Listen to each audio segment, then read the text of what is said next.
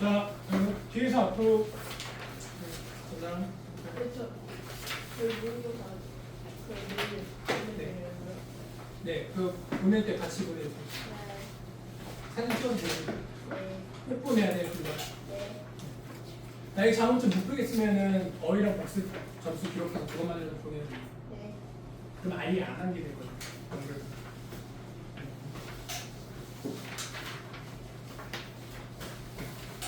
이거 숫자 쓸 때 흘렸으면 절대 안 돼요. 내가 가끔 이거 무슨 숫자지? 가끔 헷갈릴 때가 있어요.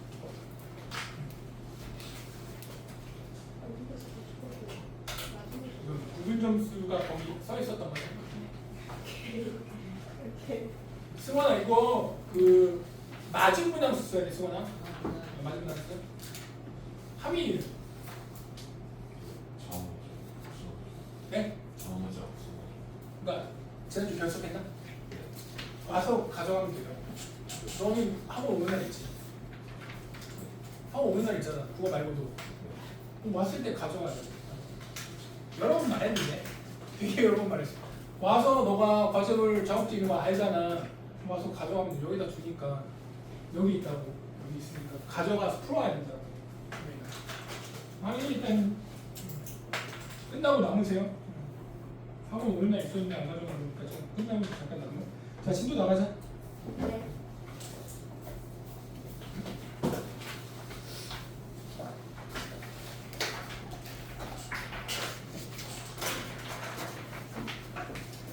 학원 왔는데 안 가져간다는 건 풀기 싫다는 거밖에 안 되잖아요, 여기가.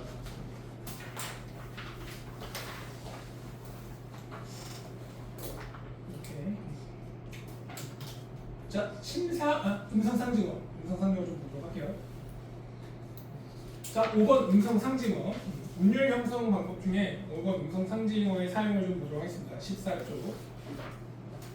자, 이말 전설이 주저리 열리고 어로님 오신 날 밤에는 구비구비 펴라. 여기 주저리와 구비구비가 음성상징어거든요. 음성상징어는 소리를 흉내내는 말인 의성어와 모양을 흉내내는 말인 의태어 이렇게 또 두 개로 나눠 볼 수가 있습니다. 일단 기본 개념은 반드시 알고 있어야 됩니다. 뭐 수능이나 내신에서 다 나올 수 있는 그런 개념들이니까. 근데 이게 음성상징어가 어떻게 음률을 만드는 방식이 되냐? 기본적으로 음성상징어들의 어형을 보면요, 반복되는 어형을 갖고 있죠. 주저리, 구비,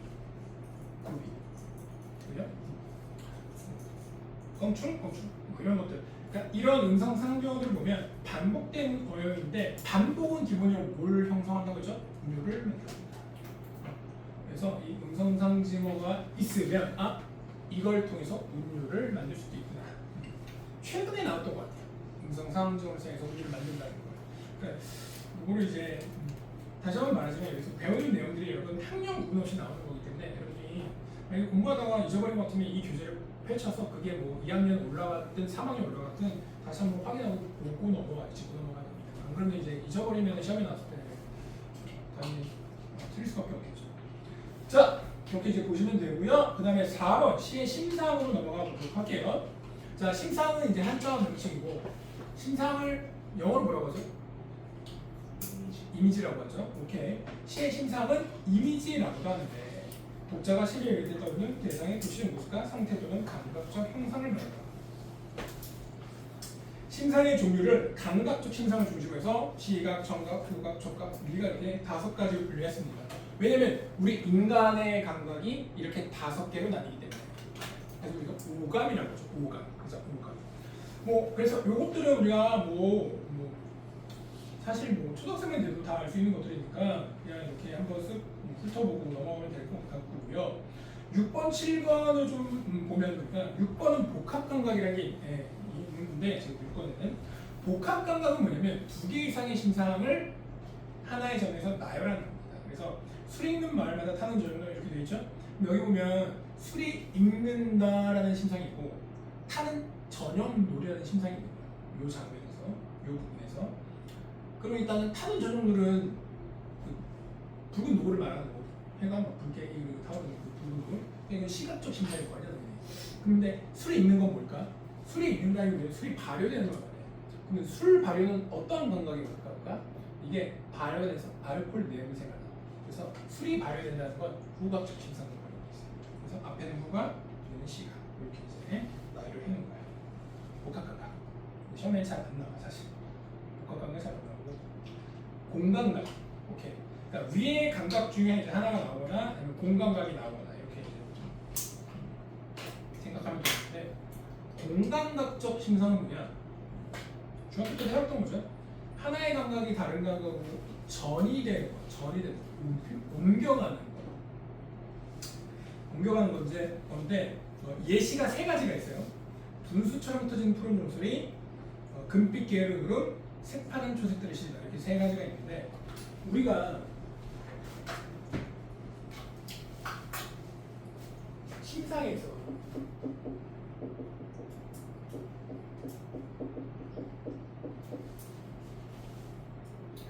공간역적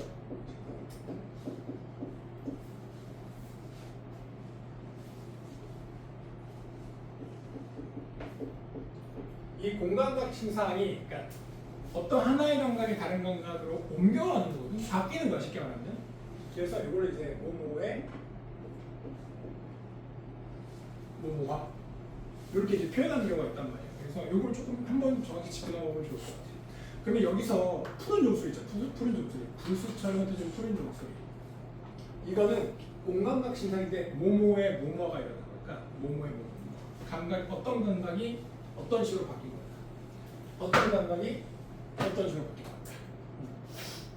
자, 아니 대답하지 말고 요 지금 풀어봐. 각자 한번 해봐. 세 개 다. 그런 의도로 이거 낸 거거든요. 각자 한번 써봅시다. 맞추는 친구도 있고 틀리는 친구도 있겠죠. 근데 그게 중요한 게 아니고 오늘 수업을 통해서 정확하게 그리고 공간각적 심상을 알고 넘어가자.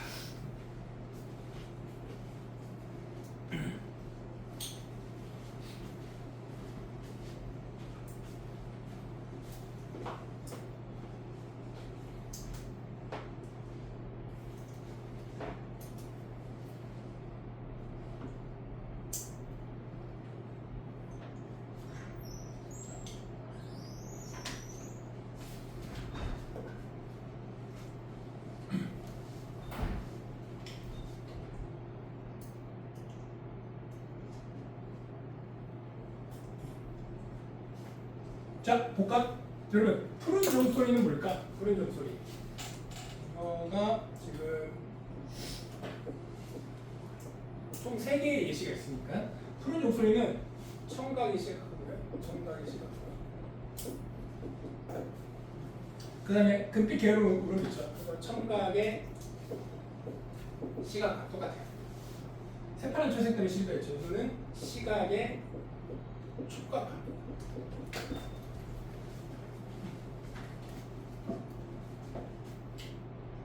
자, 다 맞춘 사람 3개 다. 손 들어봐. 다 맞추는 3개 다 맞춘 사람 손 들어봐. 오케이. 자, 봅시다. 자, 여기서 여러분 요 앞에 오는 감각 있잖아. 이 앞에 오는 감각. 요 앞에 오는 감각이 어떤 감각이 앞에 오냐면 초점 대상. 아니면 뭐 중심 대상이라고 얘기를 해보시면. 자.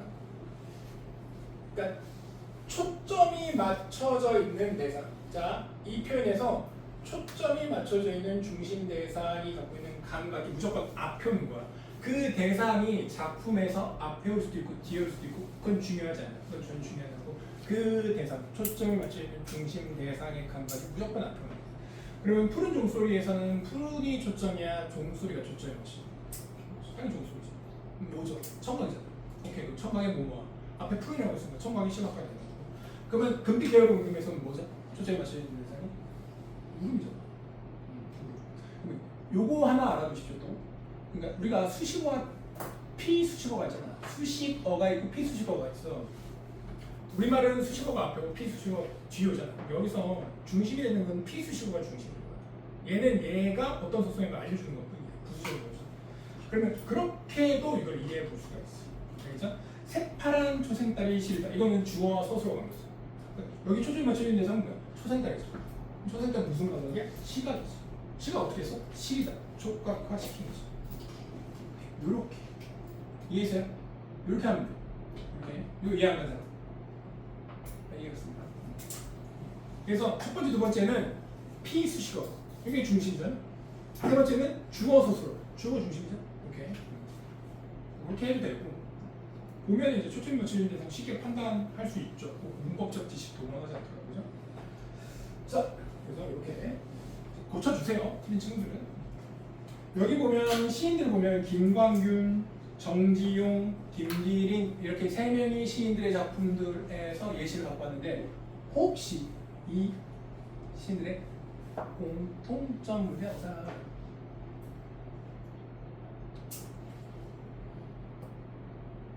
이 세 명 시인의 공통점 문제하는 사람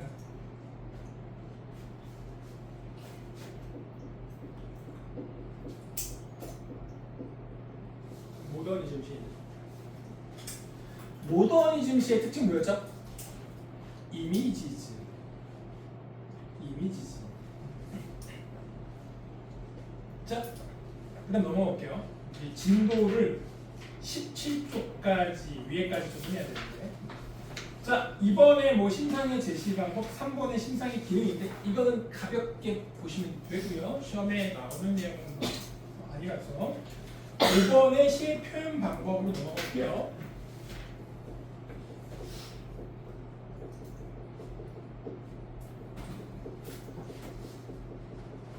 흔히 내가 이제 이 시의 표현법 뭐니? 라고 내가 이제 질문하는 경우가 이제 종종 있거든요. 그때 시의 표현법은 이 표 안에 있는 표현법들을 말하는 겁니다.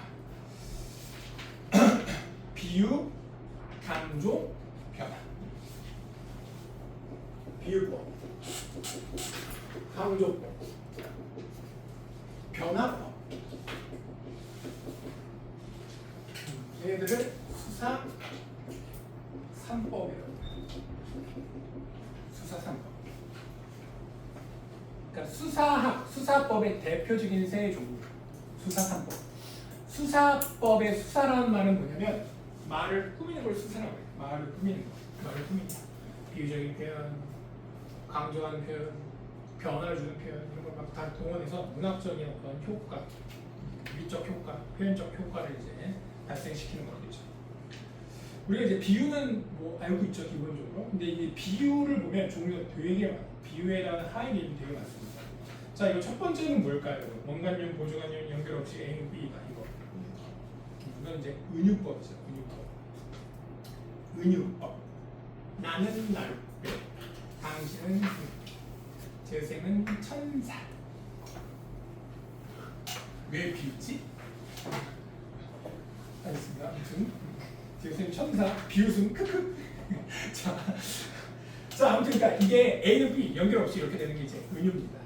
그리고 뒤로 넘어가 보면 직유법이 있는데 직유법은 여기다 밑줄 쳐볼까?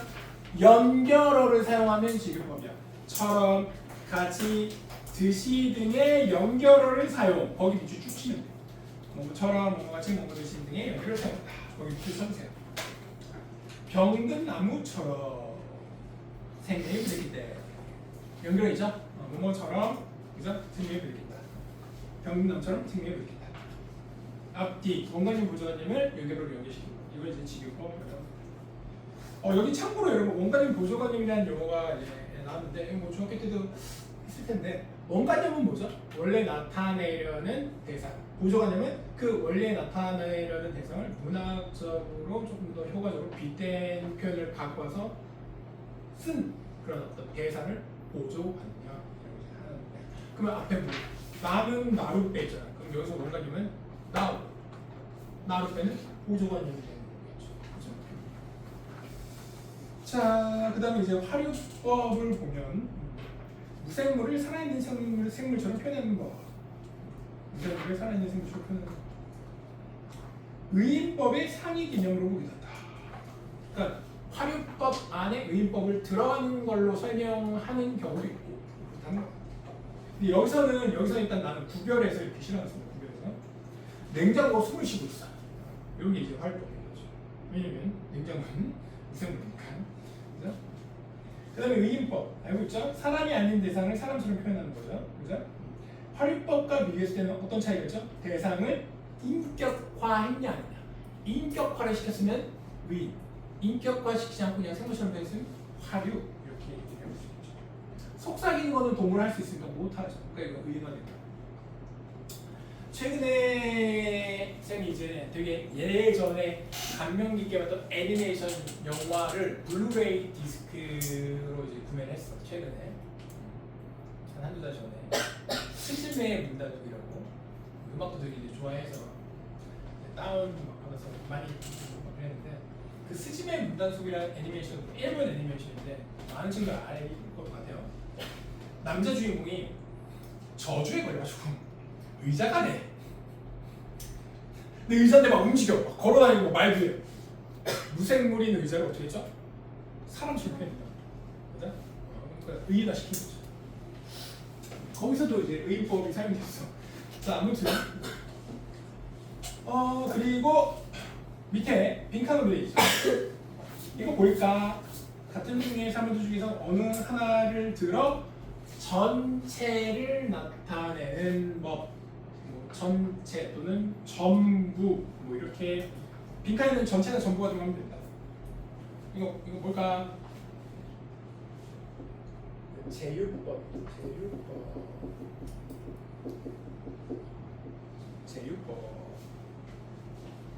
여기서 제휴법이 몇 줄 쳐봐. 일단 빵이 제휴법이고 들도 제휴법이야.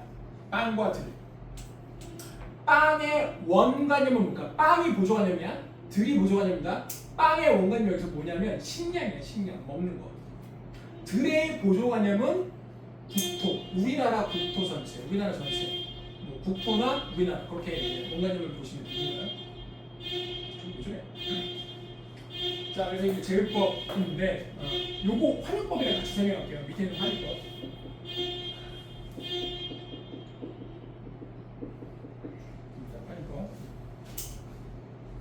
자, 요거 두 개를 묶어서 대유라고 합니다. 대유법. 대유 또는 대유법. 두 개를 묶어서. 그러니까 대유법이 상위 개념. 그 안에 제휴와 환유로 두 개를 나눠볼 수 있는 거죠. 자, 환유법을 보니까 어떤 사물이 그것의 속성, 오케이 여기 속성에 동그라미 쳐보자. 속성과 밀접한 관계는 다른 대상을 나타내는 방법이다. 그러니까 대유는 뭐냐면 어떤 하나하나 일부를 들어서 전체를 나타내는 게 대유법인 거야. 근데 얘는 물리적 측면에서 그 하나가 전체에 속하는 거야. 물리적으로. 빵은 식량에 들어가 안 들어가? 물리적으로 들어가죠? 먹는 거 하니까.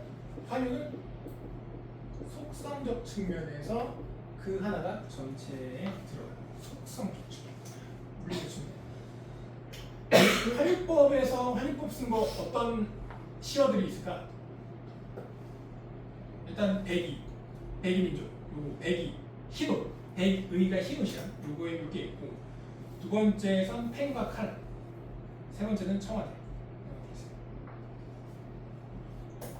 백의 흰옷. 그러니까 우리 한국인들이 있어. 한국 사람들의 속성이 여러 가지가 있을 거 아니야? 그죠? 근데 그 중에 하나가 뭐가 있냐면 흰옷을 좋아해. 그래서 백이민족이다. 이렇게 얘기해. 우리도 이렇게 이제 말했었거든요. 원래 우리 그 상 치를 때도 사람이 누가 죽어서 상을 칠 때도 어떤 옷을 입었습니까? 흰색 겨울 옷을 입었죠. 그렇죠? 그러니까 그 정도로 흰 옷을 좋아한다는 거야. 흰 옷을 즐겨요. 그러니까 우리 한국 사람이 좋아하는 속성들 중에 흰 옷을 좋아하는 속성. 이걸 통해서 한국인 전체를 나타낸다는 거죠. 펜은 뭘 나타낼 것 같아? 펜과 칼을. 펜은 지시, 칼은 청와대는 대통령. 그러니까 물리적으로 거기 속하진 않는데 속성 측면에서 그것들이 갖고 있는 것 중에 하나인 거야. 오케이? 그게 환유법. 근데 요거 구분해서는 잘 안 나오고 보통 이제 대유냐 아니냐 정도나 구분해도 충분한 가능하다고 생각합니다. 그 정도 선에서 나오더라고요. 마지막 이거 뭘까? 말하고자 하는 본래의 의미는 숨긴 채 비유하는 말을 말하는 그 본래의 의미를 간접적으로 나타내는 겁니다. 여기 밑줄 쳐볼까? 말하고자 하는 본래의 의미는 숨긴 채. 그러니까 원관념을 숨긴 채 이런 의미죠. 자, 비유하는 말이 주로 풍자적이나 교훈적 성격을 있다. 풍자적 밑줄, 교훈적 밑줄. 풍자적 성격, 교훈적 성격을 갖고 있는 표현. 풍유법. 풍유법. 여기 이제 예시들을 보면 어디서 뭔가 본 듯한 예시들이죠. 오케이, 여러분. 풍유법의 대표적인 예가 뭐냐면 속담. 속담이 풍유법이야. 오케이? 풍유법은 곧 속담. 그냥 그렇게 이해해. 됐죠? 속담을 보면 원관념 없죠. 그 문장 표현에. 여기 원관념 없잖아. 어떤 의미인지 안 나와 있잖아. 그러니까 우리가 이 속담 의미 말고 어떻게 찾아봐야 돼. 그래 나오죠. 그리고 속담 어떤 성격방이? 교훈적 메시지. 풍자적 성격. 그런 것들이 강한 게 속담이잖아. 오케이. 그래서 여기까지가 뭐냐면 비유야. 여기까지가 비유. 두 번째 강조법. 강조법에 여러 가지 또 것들이 있는데 대표적인 과장법. 이건 뭔지 아시죠? 넘어가도 될 것 같아요. 간단한 과장. 두 번째 뭡니까? 점층법이죠. 점층법.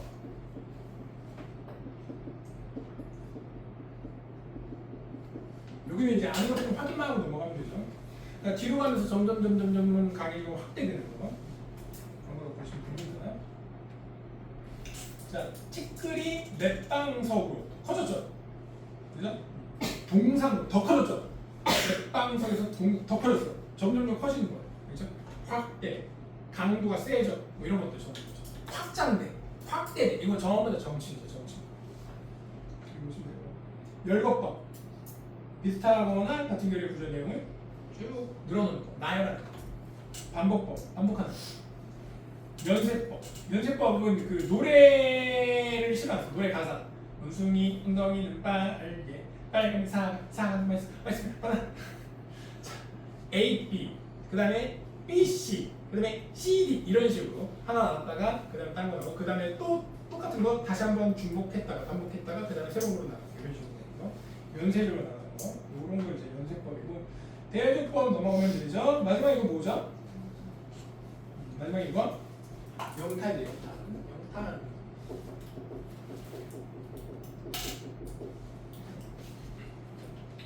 자, 여기 번호로 한번 좀 붙여보자. 그러니까 영탄은 크게 이제 두 가지가 있어. 주로 쓰는 게 두 가지인데 첫 번째 감탄사 사용. 1번이죠. 두 번째 감탄형 어미 사용하는 거. 이게 이제 두 번째 2번이 되겠죠. 그래? 저희 정말 귀엽구나. 아, 얼마나 사람. 아, 산산이 부서진 이름이여. 느낌표. 자, 요게 이제 3번이죠. 이름이여 느낌표. 요게 이제 또 다른 영탄이에요. 그러니까 거의 대부분은 1번이고 2번이거든. 근데 이제 또 다른 영탄의 표현 방식 중에 하나가 이런 식으로 뭔가 뒤에 혹격조사. 우리 배웠어요. 이어가 혹격조사죠. 혹격조사 딱 붙여서 눈을 부는 것처럼 하는데 거기다 느낌표 붙여가지고 감정이 또 강하게 나타나요. 그럼 문장 구호까지. 문장 구호까지 봐야 돼. 시에서는 문장 구호도 놓치면 안 돼요. 이거는 그러니까 영탄인 거야. 감정을 표출한 거죠. 부르면서 또 감정도 표출하기도 한 거야. 자, 변화법으로 넘어가 볼게요. 변화법으로. 자, 반어법 있죠. 반어법 뭐죠? 내가 말하고자 하는 메시지가 있는데 그걸 반대로 말하는 거야. 반대로 말하는 거야. 반어법이죠. 자, 이렇게 엄마 도와준다고 설거지 하고 있어. 설거지. 접시가 깨진 거야. 접시가 깨졌어. 근데 엄마가 얼마 전에 이탈리아 여행 갔을 때 사갖고 50만 원짜리 접시 깨뜨렸어. 메이드 인 이태리. 그때 뭔가 불리한 교육이 뒤에서 엄습해오는 걸 느꼈지. 그래서 뭔가 강한 것이 나의 등짝을 등짝 스매시네 맞으면서 엄마가 하는 거야. 에이 잘했어. 아이고 잘했어 아주 그냥 이렇게 말해. 이러는 거죠. 쌍무자식아. 위선이 보이는데 잘했다라고 표현하면서 반대로 이제 표현했잖아. 그런 게 이제 대표적인 반어의 이제 사례죠. 근데 여기 보면 나보기가 격경 가시는 주거도 아닌 문제입니다. 김소월 시인의 한 작품의 일부를 발췌해서 예시로 이제 실어놓은 거거든요. 죽어도 아닌 눈물 흘리우리라 반어야 반어. 막 눈물 흘리고 콧물 흘리면서 이렇게 말하고 있는 거지. 사실 눈물 흘리면서 막 나 눈물 안 흘릴 거야 이렇게 반대로 말하고 있는 그런 상황인 겁니다. 근데 사실은 반어는요 표현 자체만 가지고는 이게 반어인지 아닌지 알 수가 없어요. 절대.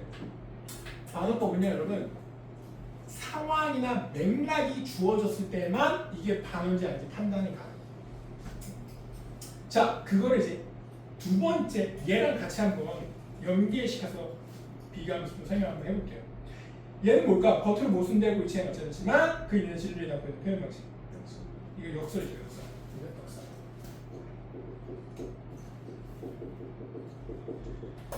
역설. 아, 님은 갔지만 나는 님을 보내지 않아. 님이 갔대. 근데 나는 님을 보내지 않냐 할 때 뭐 개소리야 이게 도대체. 님이 갔는데 어떻게 님을 안 보냈어? 이게 말이 안 되잖아. 그러니까 이게 뭐냐면 논리적인 모순이 생겨. 역설법. 그러니까 말 그대로 말이 안 되는 표현. 논리적 모순에 말이 안 되는 표현. 논리적 모순. 이런 거 이제 역설이라고 합니다. 그래서 우리가 이제 종종 반어랑 역설을 헷갈려하는 친구들이 있어. 종종. 근데 요거 여러분 실제로 이제 틀린 경우도 있어. 저거 헷갈렸고 순간적으로 혼동해갖고 시험 문제에서 틀렸던 학생들 꽤 있거든요. 그러니까 이거야. 얘는 표현 자체에 문제가 있어. 말이 안 돼. 반어는 표현만 보잖아. 전혀 문제가 없어. 그냥 일반적인 아무 문제 없어. 아무런 표현도 사용되지 않아. 아무런 수사적 표현이 아닌 것 같은 그런 표현이야. 하나는 논리적 모순이 있고 없고 그런 차이도 있고 반어는 맥락이나 상황이 주어져야만 돼. 예를 들어 엄마가 에이 잘했다 이 표현만 있어. 그러면 이게 반문제가 됐어. 내가 설거지 엄마 도와주다가 접시를 깼는데 그 접시가 50만 짜리 접시이고 그 상황에서 엄마가 등장 스매싱을 날렸다. 이런 상황이 존재하지만 거기서 엄마가 한 말이 반문제인지 알 수 있어. 근데 역설은 표현 자체가 있어. 상황과 상관없어. 그죠? 너 봐봐, 예시 봐봐. 니가 같지만 님을 보내지 않냐했다. 말이 안 되잖아. 표현 자체가. 근데 반어는 어때? 나보고 엮고 갔을 때는 주어도 아닌 눈물을 흘린다? 이것만 가지고 반어인지 알 수 없다니까. 내가 설명해 줬잖아. 이게 지금 눈물 사실은 흘리면서 이렇게 말한 거라고. 그죠? 자, 그 밑에 역설 밑에 뭡니까? 서리법이죠. 서리법.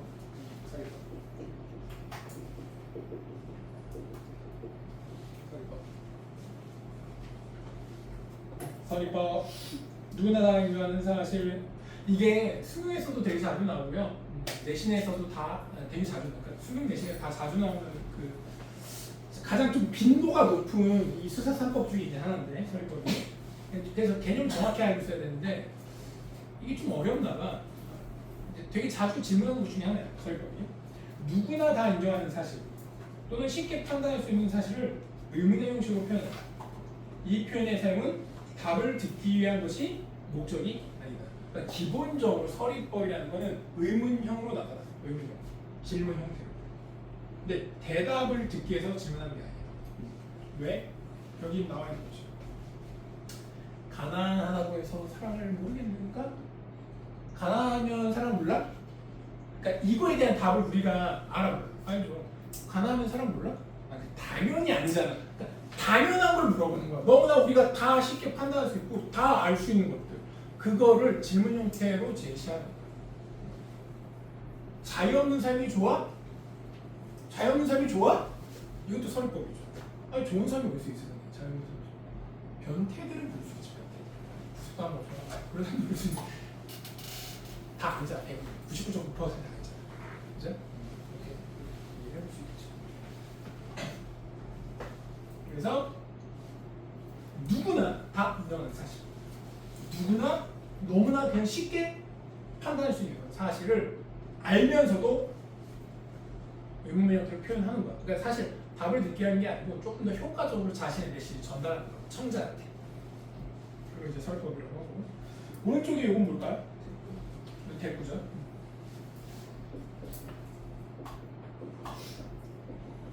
근데 이거 이제 내가 자꾸 알려줘서 자꾸 이제 실수하는 게 이거 발음할 때 여러분 대구법이 아니고 대꾸법이야. 대꾸법. 여기 아무튼 이거 대꾸야. 대구로 발음하는 게 대꾸로 발음해. 대꾸. 왜냐면 저게 우리 그 배웠죠. 시어청가 사익수 현상 있잖아. 그거예요. 시어청가가 일어나는 합성 명사 대와 구, 대구. 쓸 때는 대구라고 씁니다. 대구법. 비슷한 형식의 어구나 문장을 짝이 되도록 배치하는 거야. 청사는 어찌하여 명구에 불러며 무수는 어찌하여 주야에 그치지 않아. 비슷한 문장을 조정 앞뒤로 이렇게 해놓은 거야. 이게 1행 2행이야. 도치는 뭐죠? 순서 바꾸는 거죠. 이거 알고 계시죠? 원래 이 강변으로 오라인데 오라를 먼저 썼죠. 문답법 묻고 답하는 거죠. 그죠? 인용법 인용하는 거죠. 우리 문법에서 배웠죠. 자, 지금 정리 한번 해보세요. 오늘 진도 나온 거 지금 정리 시작.